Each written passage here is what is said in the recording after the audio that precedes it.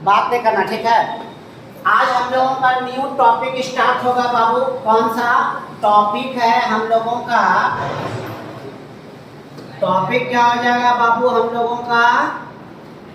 ये देखो, टॉपिक है री issue for feature and re issue of share ना। री इशू ऑफ किसका? फॉरफिटेड शेयर्स का। तो आज हम लोगों का जो न्यू टॉपिक है वो न्यू टॉपिक का क्या नाम हो जाएगा बाबू? री इशू ऑफ फॉरफिटेड शेयर। जो शेयर हम लोग फॉरफिट कर लेंगे उसका री इशू देखना है। ओके, ये देखो बाबू, पहले ये बताओ, जो हम जो शेयर री इशू कर सकते हैं ना, तो उसको दो तरीके से री इशू करते हैं। कितने तरीके से? जितना शेयर फॉरफिट करते हैं जरूरी नहीं कि उतना हम री इशू कर दें, जरूरी नहीं होता है। तो एक हमारा क्या हो सकता है? री इशू फुल्ली, एक अपन हो जाएगा बच्चे फुल्ली री issued fully forfeited share, fully forfeited shares री इशूड। री एक तो हमारा क्या हो गया? फुल्ली फॉरफिटेड शेयर इशू, जितना शेयर फॉरफिट करेंगे उतना शेयर इशू कर देंगे। और या दूसरा हमने क्या करना है मालूम है?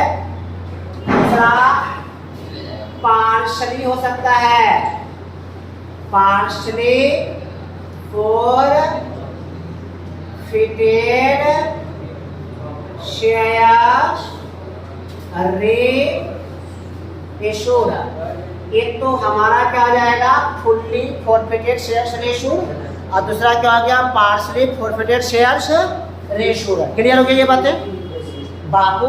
चाहे पूरा शेयर फॉरफिट कर लो, जैसे मान लो क्या हमें 6000 शेयर फॉरफिट करनी है या कर चुके हैं। कितना शेयर फॉरफिट?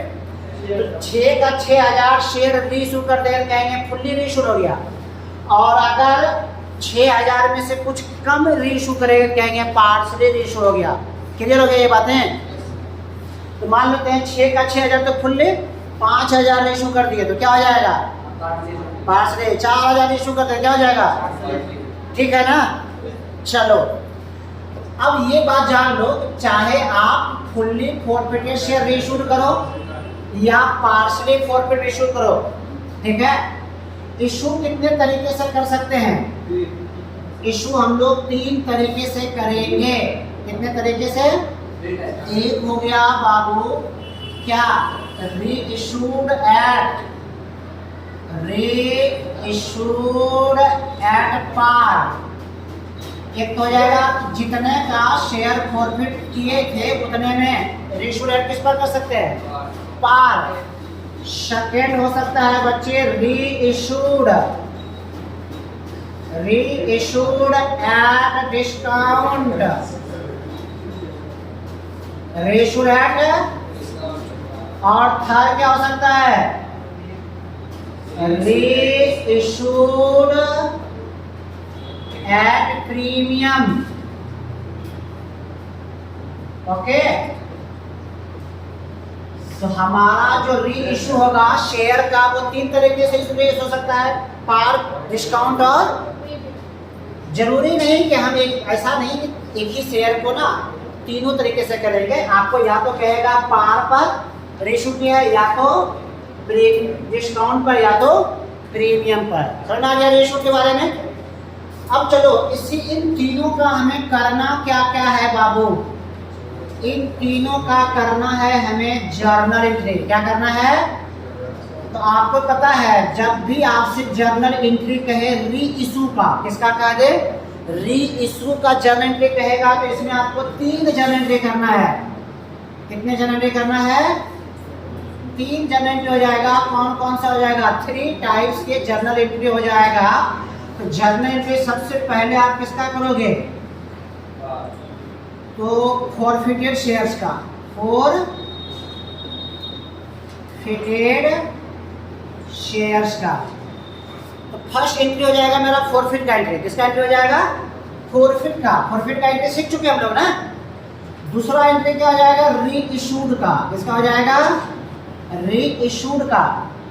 और थर्ड एंट्री हो जाएगा ट्रांसफर का। ट्रांसफर टू किसमें? Capital reserve. कैपिटल रिजर्व में। तो बाबू 3 जर्नल एंट्री होगा आपका जब हम लोग री इशू करेंगे। क्या करेंगे? री इशू करोगे तो पहले फॉरफिट का एंट्री करोगे। तो बताओ फॉरफिट का एंट्री समझ गए हम लोग ना?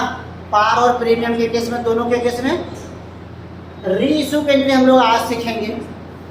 और किसमें? ट्रांसफर का। तो चलो एंट्री कैसे करना है सुनो।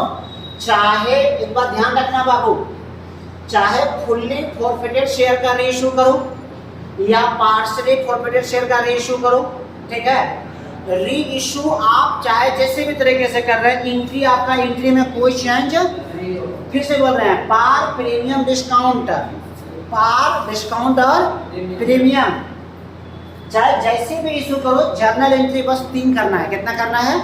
एंट्री में चेंज नहीं होगा, थोड़ा थोड़ा सा चेंज रहेगा, ज्यादा चेंज कहने का मतलब मीनिंग 3 एंट्री होगा तो होगा, ठीक है। तो चलो जर्नल एंट्री क्या क्या हो सकता है आइए सीखते हैं। यहाँ पर लिख देते हैं बाबू, journal entries at the time of,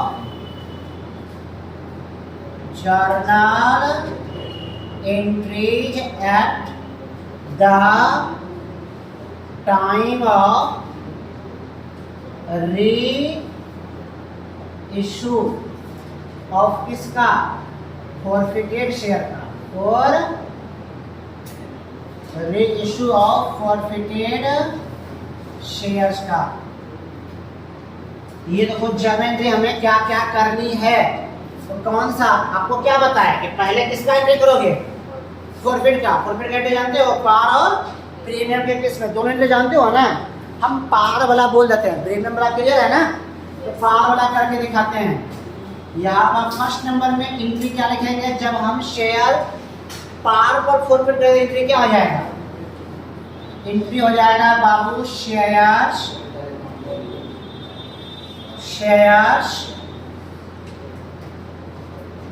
capital account क्या बच्चे? डेबिटेड। और जो पैसा आ जाता है कहाँ डाल दोगे? शेयर्स फॉरफिटेड अकाउंट में, ओके। और जो पैसा नहीं आया किसमें डालोगे? Calls in area, okay. Narration क्या लिखोगे? बीइंग, जितना भी शेयर फॉरफिट करेंगे यहाँ पर शेयर लिख लेना, जितना शेयर फॉरफिट करना लिखना, बीइंग शेयर्स। मान लेते हैं हम 5000 शेयर फॉरफिट करेंगे, यहाँ लिखेंगे 5000 शेयर, हम डॉट डॉट दे दिया, ठीक है। तो 5 या जो भी शेयर है, शेयर्स फॉरफिटेड किस लिए? For non payment. अब जिस इंस्टॉलमेंट का पेमेंट नहीं कर सके उसका वहां पर क्या कर लेना? नेम लिख लेना। जानते हो ना ये? तो चलो ये एंट्री आप पहले ही सीख चुके थे फॉरफिट का। तो री इशू के समय हम लोग ये पहले क्या एंट्री कर लेंगे? फॉरफिट का एंट्री। जब फॉरफिट का एंट्री कर लेंगे तो सेकेंड एंट्री मेरा क्या हो जाएगा? री इशू का। सेकेंड एंट्री क्या हो जाएगा?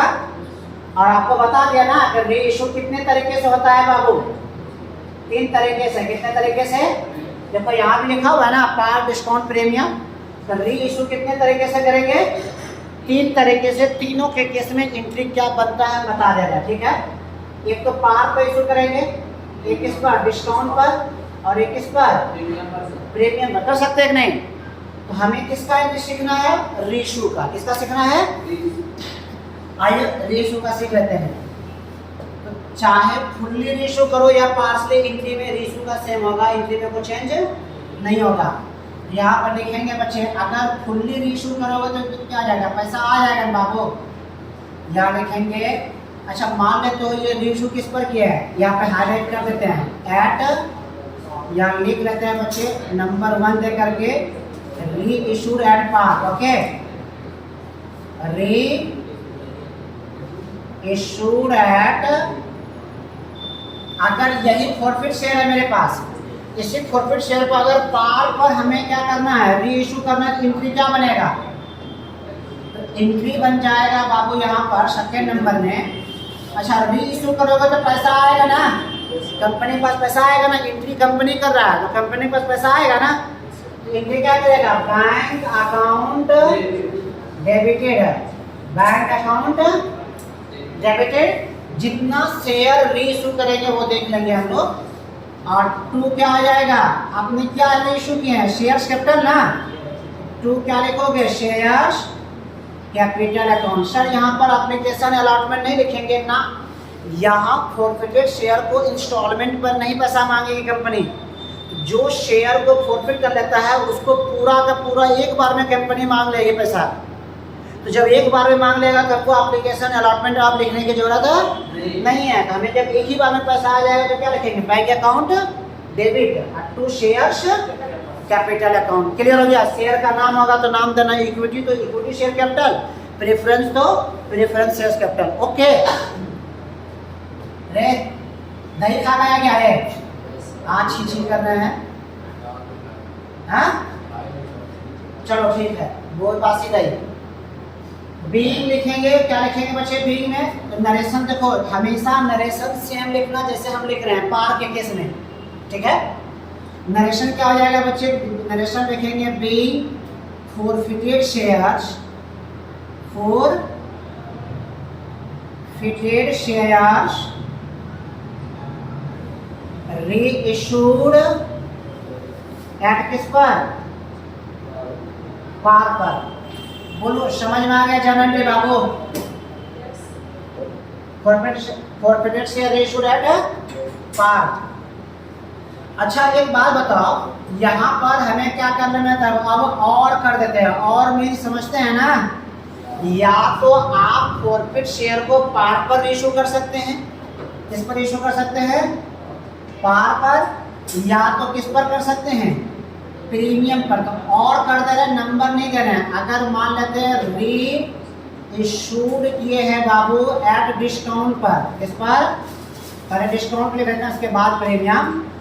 अगर हमने री इशू किस पर कर लिया है, डिस्काउंट पर, तो एंट्री क्या हो जाएगा, एंट्री हो जाएगा री इशू का। सुनो बाबू, चाहे आप री इशू करो या फ्रेश इशू करो, इशू करोगे तो पैसा आएगा ना, तो पैसा जब जब आएगा तो किसको डेबिट करोगे, इशू करोगे बैंक डेबिट, इशू करोगे तो किसको डेबिट, बैंक डेबिट। अब आप बताओ डिस्काउंट पर इशू करेंगे तो मेरे लिए लॉस हुआ ना, क्या हो गया। आप ना इसको समझने के लिए, अच्छा पहले हम एंट्री कर देते फिर समझाते हैं, ठीक है। जब हम डिस्काउंट पर इशू करेंगे, डिस्काउंट तो मेरे लिए लॉस हुआ ना, तो क्या एंट्री करोगे, क्या एंट्री करोगे,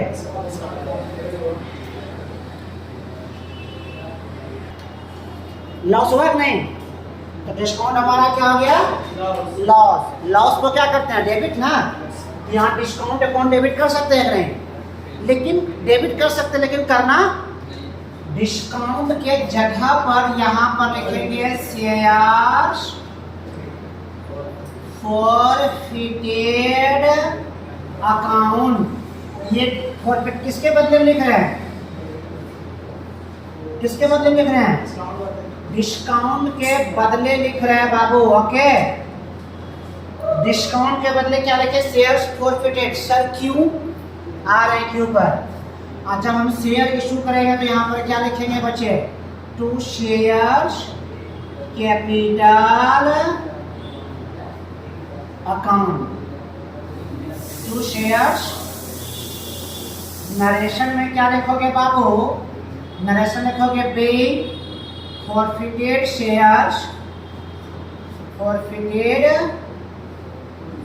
शेयर्स री इशूड एट किस पर, डिस्काउंट पर। फॉरफिटेड शेयर को किस पर इशू किए हैं, डिस्काउंट पर। ओके समझ गई बात बाबू। एक बात आप समझ लो पहले, यहाँ सर फॉरफिट क्यों लिखे, या ऑब्जेक्टिव क्वेश्चन में भी आता है, क्वेश्चन समझना ध्यान से, ऑब्जेक्टिव भी पूछेगा ऑब्जेक्टिव से पहले आप सवाल को समझने का कोशिश करिएगा। सपोज करो हम लोग कितना शेयर फॉरफिट कर लिए मालूम है? 6000 शेयर फॉरफिट कर लिए। कितना शेयर? तो सपोज करिए 6000 शेयर फॉरफिट कर लिए हैं, ठीक है। हर एक शेयर का दाम कॉल दाम कितना था? 10 रुपया। तो मेरे पास कितना पैसा चला गया शेयर कैपिटल में? 60,000 हो जाएगा। अब आप कहोगे सर ये 6000 कहाँ से लाए? ओके ना, आपको पता है कहाँ से लाए? अपने मन से। कहाँ से लाए? अपने मन से लाए। ये 6000 अपने मन से दिए हुए हैं, ठीक है। तो 6000 सपोज कर लो फॉरफिट हुआ। कितना? 6000। हर शेयर का दाम का रुपया है? 10 रुपया है। 10 रुपया में से मान के चलो 4 रुपया पैसा आ चुका है। कितना पैसा? तो 6000 गुना कितना? जो पैसा आ जाता है वो किसमें डालते हैं? 6000 गुना 4 नहीं, तो 6000 इंटू 4 तो कितना पैसा आ गया बच्चे? 24,000 आ गया नहीं? तो बताओ 60,000 में 60,000 में 24,000 आ गया तो कितना नहीं आया? 36,000 एरिया में नहीं डाल देंगे? ये समझ में आया? ये यूनिट हम लोग पहले ही पढ़ चुके हैं, इसको सिखाना नहीं था। अब समझना है ये, अगर हम पार पर इशू करते हैं। किस पर? तो बताओ कितना फॉरफिट शेयर किए हैं? शेयर कितना फॉरफिट किए हैं? 6000। तो 6000 शेयर फॉरफिट किया है ना, री इशू कितना में किए वो क्वेश्चन बता देगा। री इशू यहाँ पर क्या लिखा हुआ है? री इशू किस पर है? पार का मतलब जितने का शेयर फॉरफिट किया उतने में क्या करते हैं? री इशू, जिसका मीनिंग पार के केस में क्या हो जाएगा? री इशू सपोज कितना कर लिया? 10 रुपया में। तब कितना हो जाएगा पैसा हमारे पास? तो 60,000 डेबिट में हो जाएगा बाबू। और 60,000 कहाँ दिखा दोगे? ये हो गया पार का एंट्री। अगर आप पार पर री इशू ना करके, क्वेश्चन में ये नहीं बोला, अगर ये बोला ये एंट्री करोगे, पार पर नहीं बोल के किस पर बोला इशू किया? अगर क्वेश्चन में बोला है कि आप फॉरफिट शेयर को डिस्काउंट पर इशू किया है, किस पर इशू किया है? डिस्काउंट पर, तब तो पार का एंट्री नहीं ना करोगे, तब किसका एंट्री करोगे? तो डिस्काउंट का एंट्री यहाँ पर है ना। अब आप समझो कितना शेयर फॉरफिट किए थे बाबू? कितना शेयर फॉरफिट किए हैं? 6000। अब हमने इशू किस पर किया? डिस्काउंट पर। तो शेयर का दाम 10 टका था ना, 10 टका के चीज को मान लेते हैं कितना रुपया डिस्काउंट है उसमें? 8 रुपया में इशू कर दिए। कितना पर? तो 8 रुपया में अगर इशू किया तो हमारे पास पैसा कितना आया? कितना आएगा? 48,000। समझ आ गया ये? तो डिस्काउंट कितना हम दिए हैं? तो डिस्काउंट हो जाएगा बच्चे 6000 शेयर है ना, है कि नहीं? 6000 और 2 रुपया डिस्काउंट हो गया ना, तो डिस्काउंट कितना हो जाएगा बताओ? 12,000। तो यहाँ पर डिस्काउंट को 12,000 दिखाएंगे। कितना दिखाएंगे? दोनों मिल करके कितना हो जाएगा बाबू? 60,000 हो जाएगा। दोनों मिलकर कितना हो जाएगा? समझने वाली बात समझो, क्यों लिखे यहाँ पर डिस्काउंट के बदले शेयर्स फॉरफिटेड? ठीक है, तो सुनो ध्यान से। जिस समय हम शेयर को फॉरफिट किए तो मेरे पास फॉरफिट में कितना पैसा है? कितना पैसा है? 24,000 है। तो 24,000 कंपनी के पास पैसा है ना। अब जब कंपनी री इशू डिस्काउंट पर करता है तो वो कहाँ से डिस्काउंट दे पाएगा? इसी फॉरफिट में से डिस्काउंट देता है बाबू। कहाँ से? 24,000 में से ही डिस्काउंट देगा। तो इसका मतलब ये हुआ कि हम मैक्सिमम डिस्काउंट कितना दे सकते हैं? 24,000। कितना दे सकते हैं? जो शेयर को हम फॉरफिट किए हैं, 60,000 का शेयर है, तो 60,000 शेयर को मैक्सिमम डिस्काउंट कितना दे सकते हैं? जितना फॉरफिट में है। जितना? तो आया समझ में? ये ऑब्जेक्टिव क्वेश्चन है कि मैक्सिमम डिस्काउंट कितना हो सकता है जब शेयर को रीइशू करेंगे। तो जब शेयर को डिस्काउंट पर रीइशू करेंगे तो मैक्सिमम कितना डिस्काउंट दे सकते हैं? तो आप बोलोगे इक्वल टू फॉरफिटेड शेयर। किसके बराबर? फॉरफिटेड शेयर के बराबर हम दे सकते हैं। जैसे मान लेते हैं यहाँ पर 50,000 कितना है, 24,000 है ना। अगर मान लेते हैं डिस्काउंट कितना हो जाता है, 30,000, कितना हो जाता है, तो आप 30,000 डिस्काउंट नहीं दे सकते हैं। आपके पास फॉरफिट में कितना पैसा है, तो 24,000 ही दे सकते हैं, उससे ज़्यादा डिस्काउंट। तो ये डिस्काउंट हम कहाँ से दे रहे हैं, फॉरफिट शेयर से ना। तो फॉरफिट पहले से मेरा क्या है, क्रेडिट, पहले से क्या है, फॉरफिट मेरा पहले से बाबू क्रेडिट है। देख लो आप लोग भी, सारे बच्चे देख लो, फॉरफिट पहले से मेरा शेयर फॉरफिट कितना है, क्रेडिट में है ना। तो इसमें से जितना डिस्काउंट देंगे तो मेरा फॉरफिट घटेगा ना। तो जितना घटेगा फॉरफिट शेयर क्या कर दिए, डेबिट। क्या कर देंगे, पहले क्रेडिट था अब क्या कर दिए, तो डिस्काउंट के बदले क्यों लिखे फॉरफिट, क्योंकि डिस्काउंट कहाँ से देते हैं, फॉरफिट से देते हैं। क्लियर हो गया ये बातें। लाभ एक एंट्री और होता है प्रीमियम के केस में, किस केस में बच्चे, यहाँ और कर लेते हैं। अगर मान लेते हैं री इशूड हुआ है एट किस पर, प्रीमियम पे। रेशू किस पर हो गया है बाबू, तो प्रीमियम पे रेशू करेंगे तो पैसा आएगा ना बाबू, बोलो ना yes sir. Bank account debited और टू क्या आ जाएगा बाबू यहाँ पर, शेयर्स कैपिटल अकाउंट। और टू प्रीमियम पे रेशू करते हैं तो सिक्योरिटीज प्रीमियम रिजर्व लिखते हैं, तो सिक्योरिटीज प्रीमियम भी लिखते हैं, सिक्योरिटीज प्रीमियम रिजर्व भी लिखते हैं, जो आपकी मर्जी है लिखिए। सिक्योरिटीज प्रीमियम रिजर्व अकाउंट लिख देंगे तो नरेशन क्या हो जाएगा, जो नरेशन हम लिख रहे हैं हमेशा सेम नरेशन लिखना। जब जब रीइशू किस पर करोगे, प्रीमियम पर, नरेशन क्या लिखोगे, being forfeited shares, forfeited shares reissued at किस पर, शॉर्ट में प्रेम लिख दें, ठीक है, शॉर्ट में प्रेम लिख देते हैं।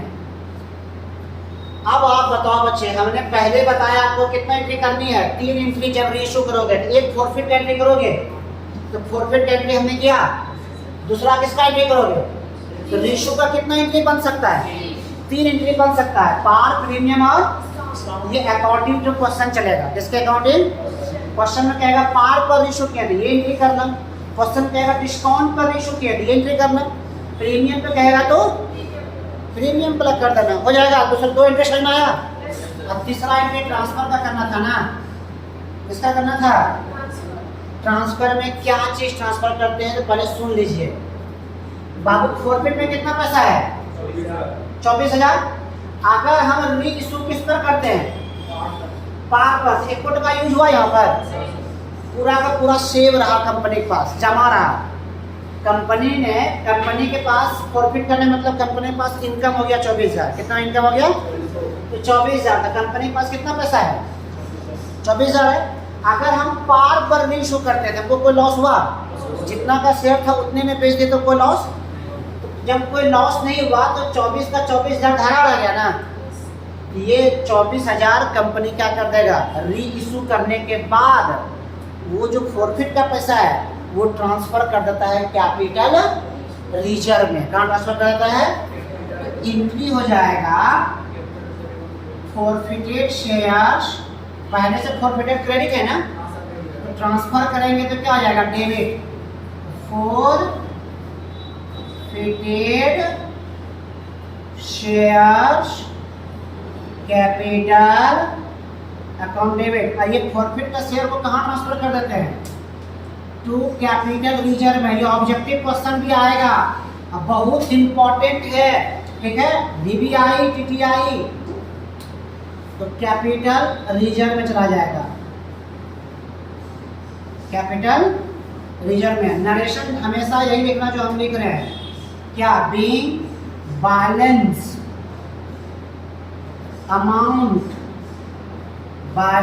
अमाउंट ऑफ किसका, फॉरफिटेड शेयर्स,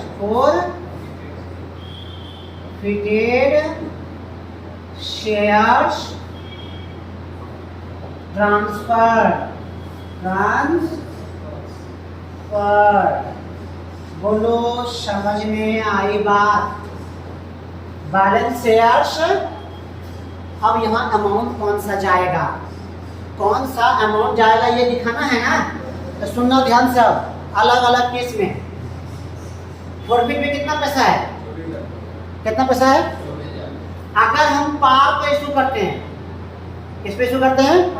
तो 24 का 24 धरा रह गया ना, 24 का 24 धरा रह गया ना, तो तब क्या करोगे? अगर पार पे इशू करेंगे, क्वेश्चन में पार पर बोला है, तब ये दोनों एंट्री नहीं ना करेंगे, तब क्या करिएगा? पार के बाद तीसरा एंट्री कहाँ? कैपिटल रिजर्व में ट्रांसफर का। तो कितना अमाउंट चला जाएगा कैपिटल रिजर्व में ट्रांसफर का? 24 का 24,000, तो 24,000 पूरा का पूरा चला जाएगा, ठीक है। लेकिन अगर हम प्रीमियम पर करते हैं, किस पर? सॉरी, डिस्काउंट पर। किस पर? तो डिस्काउंट पर अगर री इशू करेंगे तब तो ये एंट्री नहीं करोगे पार वाला, तब किस पे? तो डिस्काउंट पे करोगे तो ये एंट्री करोगे।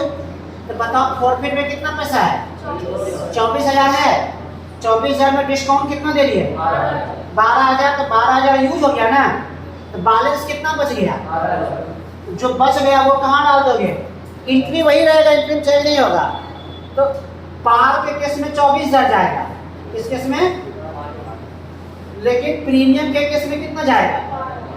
12,000। सॉरी, प्रीमियम कहते हैं डिस्काउंट पर जब रेशो करोगे तो। आगे समझ में ये बात है? समझ आ गया ना?